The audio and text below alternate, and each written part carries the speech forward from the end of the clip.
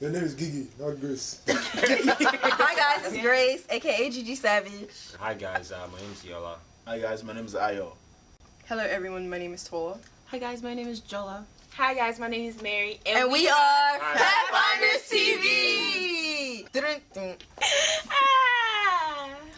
Then when you see us on the TV, like, what was I doing? Hallelujah, change me from an unbeliever. In this world I was born a sinner. I know your love no go fail me never. It is your name I go praise forever. You be the Alpha and the Omega. Call you when I get home. What do I have to tell you? Hallelujah. Praise my God, oh. Anytime I think about the cross and the nails they put in your body. Sure you don't know, say Jesus shed his blood and he took all of my sins for me. You know with Jesus Christ, it took your right, so why you hiding from me? I know you're falling short, but it's cool cause he show you love. Oh, the love. Secular music is music that does not glorify God. It's worldly music. Period. Full stop. Exclamation point. No. But it depends because some songs can have like positive points in it. So technically, it can glorify God. My thing is that I don't believe that because I mean I know there's inspirational music. There's different type of genre. Keep going. What's doing you? What was that? There's different type of genres and stuff, and it's like secular music itself. I don't see any type of way how you can have secular music and glorify God. Wait, but okay, what about songs that like I was talking about earlier, where like there's songs that glorify God without saying God in it specifically. That's what I was like for example, Taba was saying, oh, if he's singing to his mom, like praising his mom, he's not talking about God, but he's honoring his mom, which God says you should do. But to me, that's not secular music then. No, but it's Secular not. music is worldly music, period. Yeah, so he's praising his mom with the song. Oh wait. Do you see what I'm saying? But Because worldly music can be talking about things that's of the world, so technically maybe that might not be considered secular music. That's what I'm saying. It's not secular music itself is to me. People also have to understand like God created music to worship, and secular music to me is more like when it talks more like sex, money, drugs, all cars, of those things, like all the any type of form of worldly thing that can actually like really have a what is it called like. I forgot it was an impact on a person. Yeah. And that's my thing. That's how I see secular music. Like, you know, love songs too. I don't really like it's secular, but I don't really see that as hard as, you know, sex, money, drugs. No, but like with love songs, it's like I think they're secular because they're glorifying God. I mean, you're glorifying that person more than you're glorifying God. And once you what you look at, what you hear like frequently is what becomes bigger in your mind. Exactly. So if you're listening to love songs all the time, that's what you're gonna be concerned about. You'll be trying to chase a boyfriend. Yeah. Instead of God. That's true.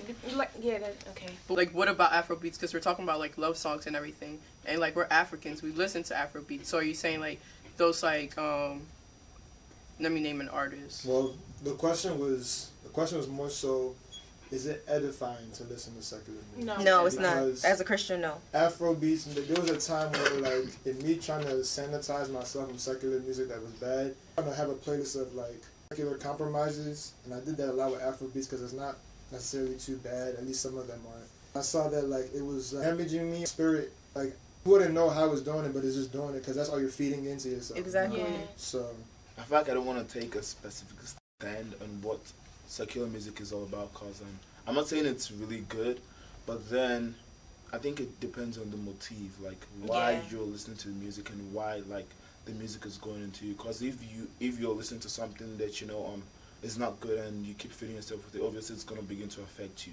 And also, I did ask someone a couple of years ago about this music and this whole like trousers and skirt stuff we were discussing, and the person was like, let the Bible be your mirror, something like that, and let the Holy Spirit like lead you, because once you keep like growing in the Holy Spirit every day, there's some things that your spirit's just gonna discern. It's gonna convict you. It's just gonna convict you at that point, and you know that no, this is not good, and so that's why I'm not taking a specific stand on really what secular music is all about. Because I could be singing, like Josh said, I could be singing to my mom, I don't see that secular music. Exactly. I could be singing to my sisters, I'm like, there's this song I sing like to my little sister, we're just playing out, I'm like, baby Jawa Komai, baby Jawa Komai. Period. Stop. Exclamation points. It's just I don't know. I think the thing that's really making me real confused right now is the fact we keep saying the word secular. Yeah, secular is like, because it's like secular is defined deeper. But it's defined as worldly music. Period. Yeah, so. And it's just like, if that's the case, like what you were just explaining, it's like, okay, to me that's not secular, because like you say, you had a motive. It's not like you're out here trying to, just try to talk to other girls. It's just you're showing affection to your loved ones. So maybe we should define secular as something that's songs that edify the world. Maybe the world in you, or like your flesh. Yeah. In that way, every other song that every other song goes to glorify or edify your spirit, and not the world. So all the other songs that you guys mentioned about, you sing for your mom, or the one you mentioned that you sing for your sisters, my baby Jawa Komai, baby Jawa Komai, would then go into, like, they wouldn't fall into worldly songs because they're not edifying the things of the world, like money and sex and things of that sort. Okay. So then if we define it that way, it give room for clarification. Yeah. So as long as it's not promoting worldly things, and it's more, it's not making your flesh, it's edifying your spirit. It's edifying your spirit, and that's worldly spirit filling. 2 categories only. So if it raises anything that has to do with your flesh, anything, like your sexual desires, lust, pride, envy, pride, all those things. Or you want vengeance, all of that. All those things that don't. Violence. Yes. The works of the flesh, drugs. That's what the Bible calls the works of the flesh. Anything that has to do with the works of the flesh. Trap music. Stealing. Sex. 1 Samuel 16:23. And that whole book itself, in 1 Samuel 16, it talks about how God really favored David a lot. And then he gave David that gift to be able to play the harp. He was famous. Yeah, he was really, really good. And then it was during that book, Saul, he was taken, the spirits were inside of him, and he needed something to flush it out, basically. And it was overtaking him, and they told him to go and get David. And when David came and David played the harp, his life transformed. All those spirits came out of him. So you have to understand, music itself is very powerful. Music can really affect you spiritually and mentally. Yeah. Well, mostly spiritually, because you can never you never know what could actually happen. You're just thinking about the music, this music hard, it's bumps. But then at the same time, you don't know what the damage is doing to your soul. Yeah, physically you can't see, people can't see, you're going mad, like Saul, basically. But at the same time, though, it's that music alone, you might not know what it's doing to you, but eventually down the road you'll see how it's affecting you. Yeah, how it's affecting you. A lot of people, when they listen to certain music, they don't understand when they've changed. I used to listen to Asian Doll and everything like that.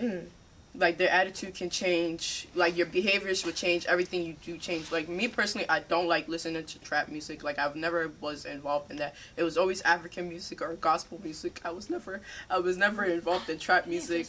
I feel even in school, you get exposed to those kind of things. I was never exposed to trap music until I got into middle school and high school. And that alone, I'll be listening to some of the music, and I'm like, how do you people listen to this? It's just so violent, and it's dark. The bass itself is just it's hitting my chest, and I'm like, okay, let's relax. Right. It's just too much. I feel it's too much happening at one time. It's so bad. Are you a gorilla? No, it's a song. But that kind of song, you're calling yourself. It's true, because when I listen to that song, I feel so hype. The spirit of God. No. A gorilla. See, Mark 4:24 that basically is telling us that we have to be careful with the things that we allow inside us, because once you start taking it, like what told I say? Once you start taking it in, you won't even start realizing. Yeah, what you said. You won't. You won't even start realizing when you start changing. Like, music is powerful, especially with spirits. Like, there's spirit in everything. Not only music, but music is really powerful. I think people underestimate the power that music has. Yeah. And people are, like I said, people have to understand, like, music was the only thing that was not created on this earth. Mm-hmm. Music was something that was created in the heavens. And it was like, for something like that to be created in the heavens, it has so much power. And it's just like, you never really deep in it. Like, if you really deep in it. It's deep, bro. That's deep, bro. And it's like the spirit that comes with certain music, and that we're allowing in our soul, in our flesh, and everything. Is like, it's deeper than we're actually thinking to be. Yeah. Right. Before Satan became Satan, he was an angel, and his name was Lucifer. And God called him the morning star, because in the morning he would sing praises to God, and he had the most beautiful voice, and he was one of the most beautiful angels. So knowing this, we know that music is definitely a tool that Satan can use, that the devil can use to get to us, to corrupt us. Because when you're singing something, you're basically saying the words over and over and over again, and you're internalizing it. And you know, some of us might be in denial. In Isaiah 5:20, it says, "What sorrow for those who say that evil is good and good is evil." And basically, by singing those songs, you're ignoring that those things aren't good, and you're desensitizing yourself to it. Yeah. So that's why music is so important. Yeah. You know, when he fell from heaven, God didn't take away his gifts.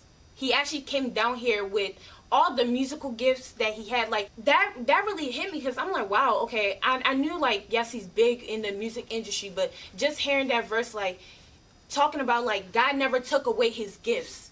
Now, because of the gifts that God gave him, he perverted it. He used it against people, and now he manipulated a lot of people into music and stuff like that. Like, people, like, I don't know if people here, like, when they're starting getting big in the music industry, and then all of a sudden somebody, no, not even that, somebody in their family dies or horrible death. I'm like, yo, that's deep. Like, it's not, no, but for real, deep, like, bro. Nah, but it's deep. No, for real, like, it's deep because like, how can you just literally start doing really well in your music industry, and then all of a sudden your aunt, she got, like, robbed and then shot in the head 4 times. I'm like, whoa, like, yeah. Sometimes it seems as if, like, worldly music just sounds better.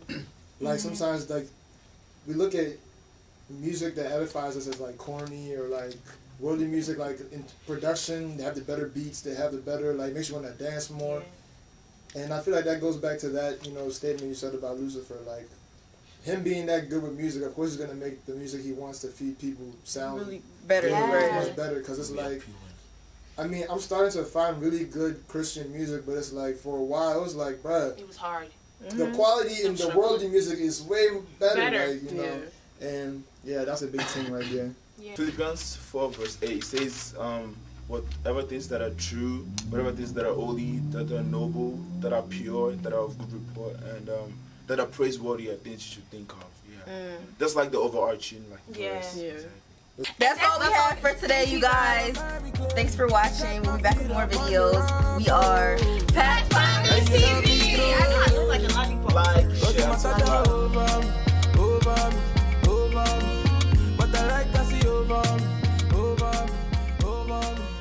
share, basically, songs that do not glorify God. We're back to that, right? Yep. All right, but then it's like, if it has a good message. Well, then that's music with a bro, why down? Yo, why down? Why down the wall? Floss tire. That was good. Sounds like. Last time. That's not too loud. Honestly.